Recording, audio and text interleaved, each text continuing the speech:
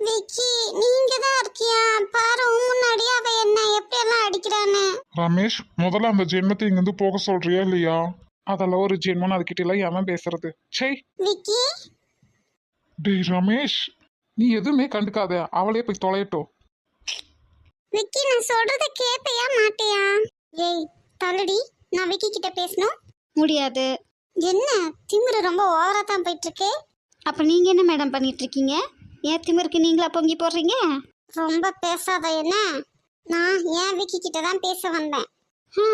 யாரும் விக்கி?